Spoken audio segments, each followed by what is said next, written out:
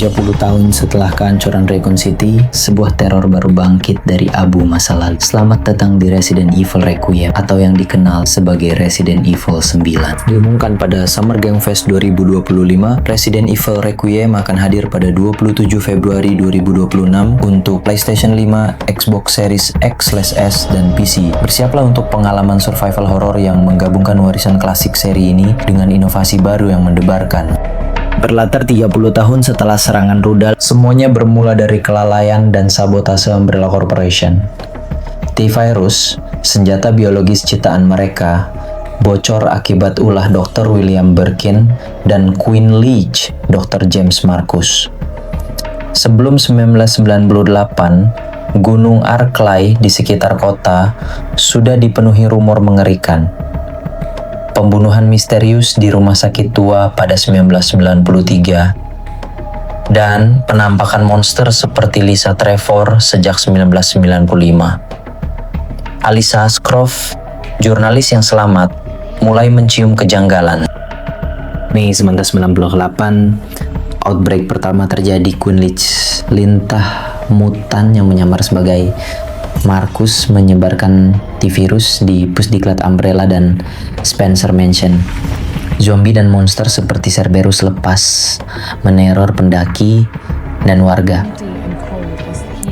Juli 1998, tim STARS dikirim untuk investigasi, memicu The Mansion Incident di Resident Evil 1. Mansion hancur, tapi Umbrella lolos dari kecurigaan. 1 Oktober 1998, pemerintah memutuskan menghancurkan Raccoon City dengan bom termobarik, bukan nuklir, seperti miskonsepsi umum. Jill, Carlos, dan beberapa penyintas outbreak seperti Alyssa kabur dengan helikopter, membawa vaksin Daylight. Kota pun rata, 100.000 jiwa melayang. Umbrella disalahkan, hubungan bisnis mereka dengan ISS diputus, dan gugatan hukum bergulir. Kita diperkenalkan dengan Grace Ashcroft, seorang analis teknis FBI yang menyelidiki serangkaian kematian misterius di Wrenwood Hotel. Tempat ini punya makna kelam karena disinilah ibunya, Alyssa Ashcroft, jurnalis tangguh. Grace bukan cuma protagonis baru, dia adalah jembatan penghubung ke masa lalu yang kelam. Sambil bergulat dengan trauma pribadinya, dia harus mengungkap rahasia mengerikan di balik pembunuh berantai yang mengincar para penyintas Raccoon City. Sempat jadi perdebatan panas, kenapa bukan Leon S. Kennedy yang jadi tokoh utama. Sutradara Koshi Nakanishi akhirnya buka suara. Ternyata Leon dianggap kurang cocok dengan tema game ini. Alasannya karena Leon terlalu stoik, gak gampang takut, sedangkan Nakanishi ingin karakter yang merasakan horor dari perspektif yang sama dengan pemain. Grace, seorang analis FBI yang introvert dan mudah takut, menjadi pilihan yang menarik. Meski punya pengalaman dengan senjata, ketakutannya membuatnya lebih relatable dengan pemain, dan nantinya dia akan belajar mengatasi rasa takutnya seiring berjalannya cerita. Tapi kalau Leon di skip, gimana dengan legenda lainnya? Rumor kuat menyebutkan Chris Redfield, Joe Valentine, dan Claire Redfield juga bisa jadi muncul, namun ini baru hanya sebatas rumor. Kayaknya Capcom menyimpan kejutan besar untuk membangun antisipasi dan menghubungkan game ini dengan warisan 30 tahun seri Resident Evil. Di tahun 2028, dunia Resident Evil kembali bergolak dengan Resident Evil Requiem, sebuah babak baru yang penuh misteri dan ancaman biologis.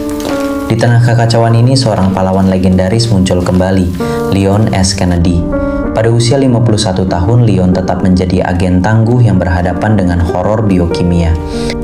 Yang lebih menarik, Resident Evil Requiem menghadirkan kejutan nostalgia. Kembalinya sang merchant, NPC penjual senjata ikonik dari Resident Evil 4. Dengan suaranya yang khas dan tawaran senjata yang mematikan, merchant kembali membantu Leon di tengah krisis. Apakah ia masih menyimpan rahasia seperti dulu, atau ada cerita baru di balik topi dan mantel tuanya? Dengan pengalaman panjangnya melawan Umbrella dan ancaman BOW, Requiem menampilkan Leon yang lebih matang. Namun, masih dengan ketangkasan dan insting bertahan hidup yang ikonik. Namun Leon tidak sendirian. Sekutu dan legenda Resident Evil lainnya juga hadir. Jill Valentine, kini 54 tahun, dan Chris Redfield 55 tahun, tetap menjadi pilar perlawanan. Claire Redfield berusia 49 tahun, serta Ada Wong 54 tahun, membawa dinamika mendebarkan. Sementara itu, Sherry Birkin yang kini 42 tahun dan Rebecca Chambers 48 tahun menunjukkan bahwa generasi baru masih berjuang. Bahkan, Carlos Oliveira 51 tahun dan Barry Bertang 68 tahun turut memperkuat barisan. Billy Cohen 56 tahun juga kembali dengan masa lalunya yang kelam. Dan ada spekulasi tentang Alissa Ashcroft jika masih hidup, ia berusia 58 tahun.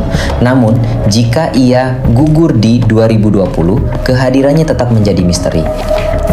Di Requiem dunia semakin kelam dan ancaman baru mengintai. Dengan Leon sebagai pusat cerita, didukung para veteran dan kehadiran merchant yang tak terduga, Resident Evil Requiem menjanjikan petualangan epik yang memadukan nostalgia dan teror modern. Siapkah kamu menghadapi kegelapan sekali lagi? Dan yang paling gila, Resident Evil Requiem memperkenalkan fitur revolusioner yang belum pernah ada di seri utama. Kita bisa beralih antara perspektif orang pertama dan ketiga kapan saja. Kalian bisa merasakan ketegangan maksimal dalam mode first person saat menghadapi monster di lorong sempit, atau menikmati aksi yang lebih sinematik dengan sudut pandang over the shoulder, yang dimana ini merupakan langkah berani yang bisa mengubah cara kita menikmati survival horror. Dengan kekuatan Unreal Engine yang udah terbukti kualitasnya, Resident Evil Requiem bakal menyuguhkan grafis yang luar biasa realistis, atmosfer yang benar-benar mencekam, dan desain musuh baru yang siap menghantui mimpi buruk kalian. Kabarnya, ada makhluk penguntit raksasa yang bakal terus mengejar kita di sepanjang permainan dan siap-siap dibuat paranoid di setiap langkah. Resident Evil Requiem mengangkat tema addictive fear atau rasa takut yang bikin nagih. Sutradara Nakanishi percaya ada sensasi menyenangkan setelah mengatasi rasa takut, semacam pelepasan emosional yang justru bikin pemain ingin terus bermain. Nah, konsep ini sepertinya lebih cocok diwakili oleh Grace daripada Leon yang sudah jadi jagoan. Prakarsa pada genre survival horror, Requiem sepertinya akan membawa kembali teror psikologis yang membuat Resident Evil 7 begitu ikonik. Jalan cerita yang masih dirahasiakan menyinggung misteri bioweapon Umbrella dan keterlibatan Grace dengan Raccoon City. Malam menyelimuti Louisiana, di mana rumah tua keluarga Baker berdiri seperti makam yang terlupakan. Dindingnya berlumur noda, lantainya berderi penuh rahasia, dan udara penuh dengan bau kematian. Ini adalah Resident Evil 7 Biohazard, di mana horor bukan lagi mimpi, tapi kenyataan yang mencengkeram jiwamu. Kau adalah Ethan Winters, seorang pria biasa yang terjerat dalam kegilaan demi menemukan Mia, istrimu yang lenyap. Tapi rumah ini bukan tempat untuk harapan.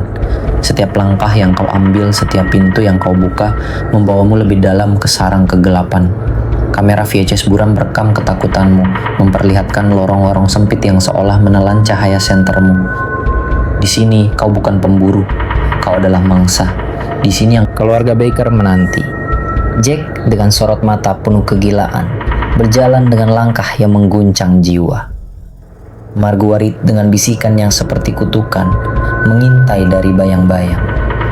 Tapi ada sesuatu yang lebih mengerikan, sesuatu yang tak terlihat, yang merasuki dinding-dinding rumah ini.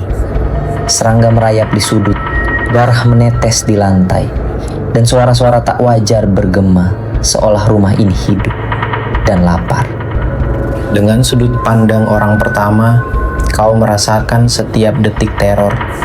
Tidak ada tempat bersembunyi, amunisi habis, senjata tak cukup, dan musuh tak pernah berhenti. Keheningan adalah jebakan, setiap suara adalah ancaman. Rumah ini mengujimu, mencabik-cabik keberanianmu, dan menyeretmu ke dalam keputusasaan. Apakah kau akan menemukan Mia, atau menjadi bagian dari kegelapan yang tak pernah usai? Rumah keluarga Baker bukan sekadar tempat. Ini adalah neraka yang bernapas, memanggilmu untuk melangkah masuk. Sekali kau masuk, kau mungkin tak pernah keluar. Buat kalian yang udah nggak sabar pengen nyobain langsung, kabar baiknya demo playable Resident Evil Requiem akan hadir di Gamescom 2025 pada bulan Agustus mendatang. Jangan sampai kelewatan kesempatan emas ini untuk merasakan langsung kengerian yang menanti.